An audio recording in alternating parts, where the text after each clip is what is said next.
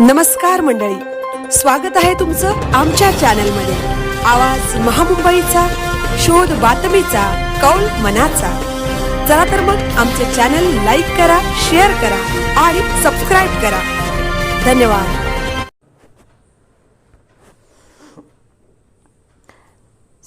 सायनमधील Lokmanya Tilak municipal general हॉस्पिटलमध्ये गंभीर दुर्घटना, हार्ट पेशंटच्या डोक्यावर स्लॅब कोसळला, थोडक्यात बचाव। सायन येथील बृहन्मुंबई म्युनिसिपल कॉर्पोरेशन अंतर्गत येणाऱ्या Lokmanya Tilak municipal general hospital LTMJ हॉस्पिटलमध्ये एक अत्यंत धक्कादायक घटना घडली आहे।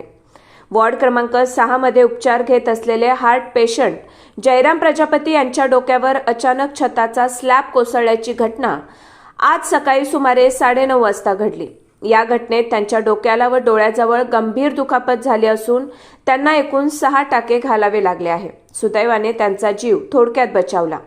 मिळालेल्या माहितीनुसार ही घटना सायन रुग्णालयातील अधिकारी व कर्मचाऱ्यांच्या हलगर्जीपणामुळे घडल्याचा आरोप करण्यात येत आहे। विशेष म्हणजे घटना घडल्यानंतरही तात्काळ सुरक्षिततेसाठी कोणतीही ठोस उपाययोजना करण्यात आली नाही, असा गंभीर आरोप नातेवाईकांनी केला आहे।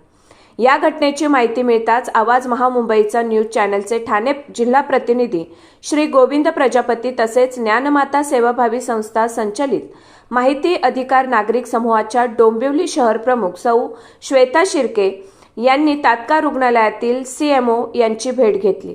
त्यांनी संपूर्ण परिस्थिती स्पष्ट केल्यानंतर संबंधित अधिकाऱ्यांनी तात्काळ AMO व सिव्हिल इंजिनियर यांना बोलावून त्या परिसराला रिकामा करून दुरुस्तीचे आदेश दिले।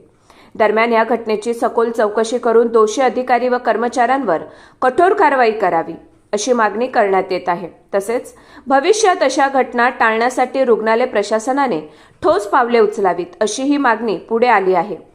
पीडित जयराम प्रजापती यांच्या कुटुंबियांकडून उद्या पोलीस ठाण्यात तक्रार दाखल करण्यात येणार असून ही तक्रार राज्याच्या आरोग्य मंत्र्यांनाही सादर केली जाणार आहे व हॉस्पिटलच्या डीनलाही देण्यात येणार आहे।